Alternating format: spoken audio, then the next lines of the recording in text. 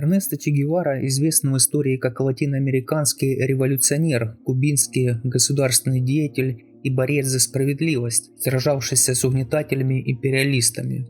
Нельсон Мандела называл Гевару источником вдохновения для каждого свободолюбивого человека и был живым воплощением революционных принципов. Для других Че Гевара был безжалостным человеком, готовый без колебаний возложить требуемое количество жизни на алтарь революции. Будущий революционер родился 14 июня 1928 года в буржуазной семье в аргентинском городе Росарио. Его отец, Эрнесто Гевара Линч, был архитектором, а мать, Силия де ла Серна, наследницей плантаторов. Пытаясь заработать честно и справедливо, выплачивая зарплату рабочим, что в те времена считалось диковинкой среди плантаторов, родители Эрнеста вызвали бурю негодования у конкурентов. В результате семье Эрнеста пришлось отправиться в город Росарио, где родился их сын. В семье Гевары также воспитывались две сестры и два брата. Эрнесто был самым старшим среди них. Несмотря на сложные годы, экономический кризис в стране, дети семейства архитектора получили высшее образование.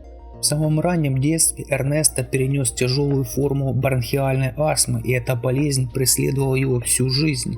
Для восстановления здоровья первенца родители решили переехать в провинцию. Это была местность с более подходящим для Эрнеста горным климатом, где и прошло все его детство. Первые 2 года Эрнесто не мог ходить в школу по причине слабого здоровья, поэтому был вынужден получать домашнее образование. В это время он каждый день страдал от астматических приступов. В доме родителей была огромная библиотека, и Эрнесто рано пристрастился к чтению. Он в совершенстве владел французским языком, благодаря чему в подлиннике читал работы французских классиков. Че Гевара был большим поклонником поэзии, вследствие чего сам пробовал писать стихи. Также он имел особое пристрастие к велосипедным путешествиям. Начальное образование Эрнесто получил в своем родном городе Альта-Грассии, продолжил обучение в Кордовском колледже, а затем поступил в 1946 году в Национальный университет Буэнос-Айреса на медицинский факультет, в котором обучался на хирурга. В этот же период он продолжает путешествовать. В 1948 году на велосипеде Эрнесто объехал северные провинции Аргентины. А в 1950 году матросом на горном судне побывал на острове Тринидад и в Британской Гвиане. Затем вместе со своим товарищем, доктором биохимии Альберто Гранадо, побывал в Чили, Перу, Колумбии и Венесуэле.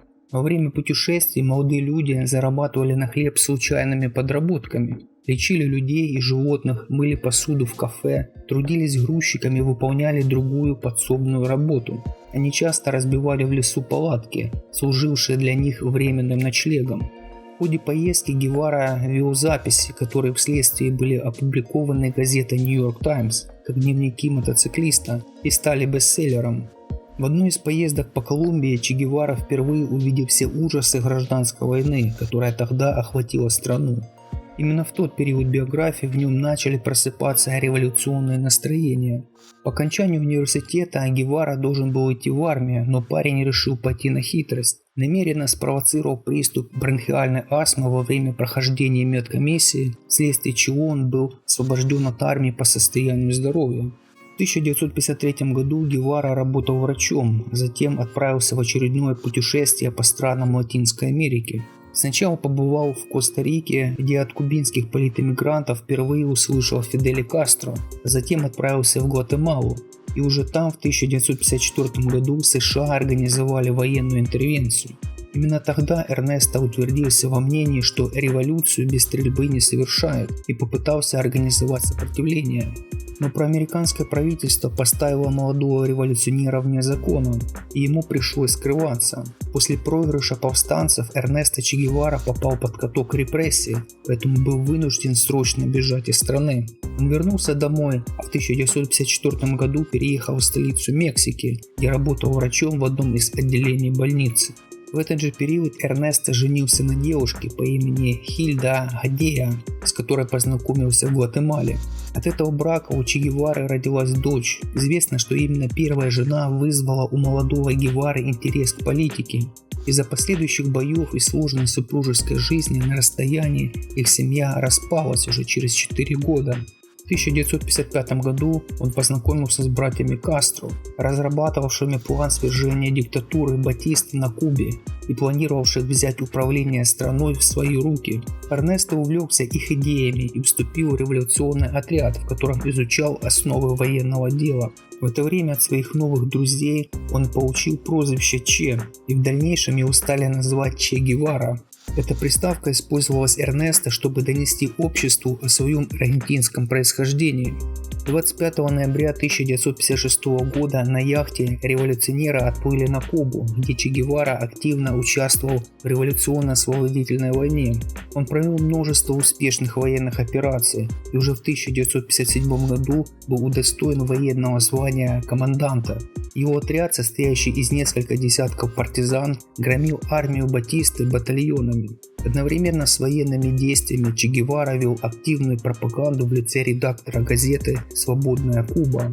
С каждым днем революционеры становились все более сильными, захватывая новые территории. Они объединились с кубинскими коммунистами, одерживая все больше побед. Отряд Че Гевара оккупировал и установил власть в центральной провинции Кубы Лас-Вильясе. В процессе госпереворота повстанцы провели множество реформ в пользу крестьян, вследствие чего получили от них поддержку. В боях за город Санта-Клару 1 января 1959 году войско Че Гевары одержало победу, заставив Батисту бежать из Кубы в другую страну. Слава о выдающихся боевых успехах бежала впереди молодого революционера. К концу войны он был уже знаменит на весь мир. В 1959 году Че Гевара снова женился. Его второй женой стала девушка Альеда Марч, которая также являлась участницей революционного движения на Кубе. Их отношения завязались еще до развода Эрнесто с Хильдой. У объединенных святой идеей супругов родилось 4 детей. После успешно проведенной революции Фидель Кастро стал правителем Кубы, в то время как Че Гевара получил официальное гражданство республики и должность министра промышленности. Не имея опыта в области государственного управления и экономики, Эрнесто в кратчайшие сроки сумел изучить дела в данных сферах. Но постепенно отношения Гевары и Эрнесто стали портиться в связи с публичными высказываниями Эрнесто по отношению к Советскому Союзу. Трибун команданта разоблачил КПСС как соучастника империалистической эксплуатации и в том, что СССР продает свою помощь народным революциям, исходя из своих корыстных интересов. К тому же его больше всего интересовало революционное движение во всем мире, главным вдохновителем которого он стремился быть. В душе Эрнесто всегда оставался революционером, поэтому в 1965 году по собственному желанию он отказался от кубинского гражданства, всех должностей и званий и отправился в Республику Конго, где в это время продолжались боевые действия. Здесь Че Гевара занимался подготовкой партизан с целью свержения правительства, но эта военная операция потерпела поражение. После незначительных боевых действий он покидает Конго, так и не получил поддержки от местного населения. В 1967 году Че Гевара возглавил партизанский отряд для освобождения Боливии. В самом начале дела продвигались успешно, были одержаны несколько побед над правительственными войсками, но вскоре боливийский режим призвал на помощь американские спецслужбы и отряд был обнаружен. Че Гевара стал реальной угрозой для ЦРУ. За убийство революционера вражеское правительство объявило о значительном вознаграждении. Во время своего последнего боя в Эль-Юра многие бойцы Че Гевары погибли, а сам раненый был захвачен в плен. Известно, что в его винтовку попала пуля, которая повредила оружие, и он расстрелял все свои патроны из пистолета. Оказавшись безоружным и дважды раненым, он был вынужден сдаться в плен. Его провели под конвоем в школу, служившую правительственным войскам в качестве временной тюрьмы для партизан. Будучи в плену у боливийцев, Эрнесто подвергся страшным пыткам после отказа информировать офицеров. Он был ранен в голень и находился в ужасном состоянии, тем не менее вел себя как настоящий герой.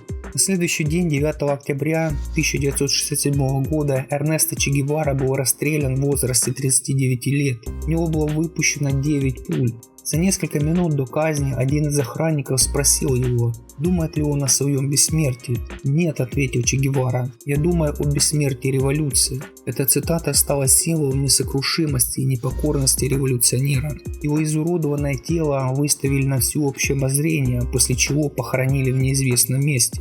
Место захоронения Че Гевары спустя почти 3 десятилетия хранилось в тайне. Лишь в 1997 году удалось найти и узнать останки легендарного команданта и 6 его соратников. Их похоронили в братской могиле, сравняли с землей и залили асфальтом на взлетно-посадочной полосе аэродрома в окрестностях боливийского города Вале-Гранде, после чего их эксгумированные останки были перевезены на Кубу и торжественно перезахоронены с военными почестями в специально построенном мавзолее в городе Санта-Клара.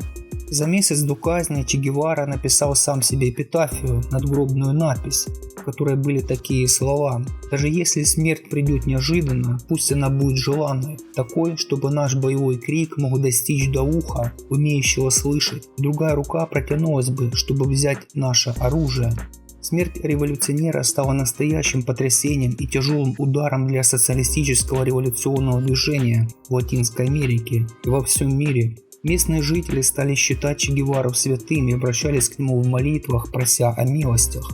Иконе мировой революции посвящены песни и снято немало фильмов. Сегодня Че Гевара представляет собой некий символ справедливости. Изображение героя на футболках и сувенирах является прототипом революционного духа и уважения великому команданту.